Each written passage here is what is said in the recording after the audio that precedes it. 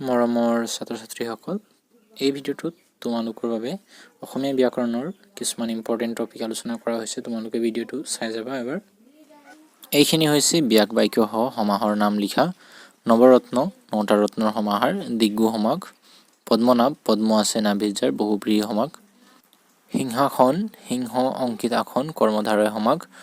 পঞ্চাঙ্গুল, পঞ্চ আঙুলৰ সমাহাৰ দিগ্গু সমাস।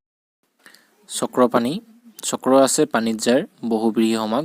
দুমাহী, 2 মাহৰ সমাহাৰ দিগ্গু সমাস। পীতাম্বৰ, পীত বৰণীয়া অম্বৰ যাৰ বহুব্ৰীহি সমাস। মাতৃভক্তি, মাতৃৰ প্ৰতি ভক্তি তৎপুৰুষ সমাস। শতাব্দী, শত অব্দৰ সমাহাৰ দিগ্গু সমাস। চন্দ্ৰমুখ, চন্দ্ৰৰ তুল্যমুখ কৰ্মধাৰয় সমাস। ৰাধা-কৃষ্ণ, ৰাধা আৰু কৃষ্ণ ইতৰেতৰ দ্বন্দ্ব সমাস। ত্ৰিফলা, ত্ৰিফলৰ সমাহাৰ দিগ্গু সমাস। খ নং প্ৰশ্নটো হৈছে তলৰ যিকোনো দুটাৰ সন্ধি ভাঙা। ইয়াত তোমালোকৰ গোটেইখিনি সন্ধি ভাঙি দিয়া হৈছে, তোমালোকে এবাৰ চাই লোৱা। অন্বেষণ, অনুযোগ এখন। সূৰ্যোদয়, সূৰ্যযোগ উদয়। ভাবুক, ভৌযোগ উক। যথেষ্ট, যথাযোগ ইষ্ট। যথাৰ্থ, যথাযোগ অৰ্থ। দিগন্ত, দিগযোগ অন্ত। নাবিক, নৌযোগ ইক। ইত্যাদি, ইতিযোগ আদি। বাক্য পৰিৱৰ্তন কৰা। যি ছাত্ৰই শিক্ষকক সন্মান নকৰে তাৰ শিক্ষাই ব্যৰ্থ। সৰল বাক্যলৈ নিয়া। শিক্ষকক সন্মান নকৰা ছাত্ৰৰ শিক্ষাই ব্যৰ্থ। অকৃতজ্ঞ লোকে কতো আসন নাপায়। জটিল বাক্যলৈ নিয়া। যি লোক অকৃতজ্ঞ তেওঁ কতো আসন নাপায়। যিসকলে ব্যাকৰণ মন পুতি পঢ়ে তেওঁলোকে ভাষাটো ভালকৈ জানে। সৰল বাক্যলৈ নিয়া। ব্যাকৰণ মন পুতি পঢ়াসকলে ভাষাটো ভালকৈ জানে। কিতাপ পঢ়া সময়ত হাইউৰমি নকৰিবা। জটিল বাক্যলৈ নিয়া। যেতিয়া কিতাপ পঢ়া তেতিয়া হাইউৰমি নকৰিবা। পানী যেতিয়া গোট মাৰে তেতিয়া বৰফ হয়। সৰল বাক্যলৈ নিয়া। উত্তৰটো হ'ব পানী গোট মাৰিলে বৰফ হয়। ঘ নং কুৱেশ্যনত তলৰ যিকোনো দুটা শব্দৰ মূৰ্ধন্য ণ আৰু মূৰ্ধন্য খ হোৱাৰ কাৰণ লিখা বুলি কৈছে। ইয়াত নতবিধি আৰু শতবিধিৰ প্ৰশ্ন হয়, কিন্তু তোমালোকে চাই যাবা। ইয়াত কাৰণসমূহ তোমালোকক ব্যাখ্যা কৰি দিয়া হৈছে, তোমালোকে এইখিনি চাই নোট কৰি ল'বা।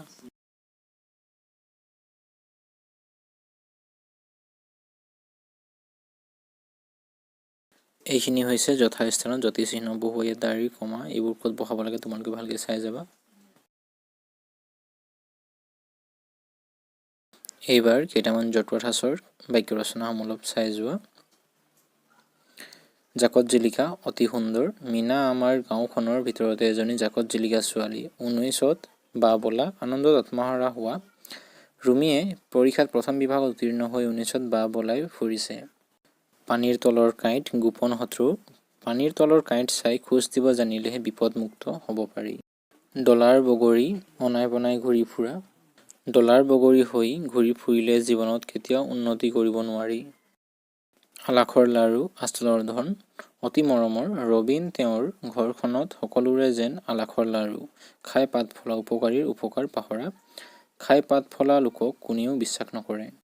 কিছুমান বাক্য ভুলকৈ দিয়া আছে, সেইখিনি শুদ্ধকৈ লিখিব লাগে। প্ৰথমটো হৈছে তুমি বজাৰ যাবানে? উত্তৰটো হ'ব তুমি বজাৰলৈ যাবানে? 2 নং প্ৰশ্নটো হৈছে 12টা বজাত পৰীক্ষা শেষ হ'ব। এনচাৰটো হ'ব 12 বজাত পৰীক্ষা শেষ হ'ব।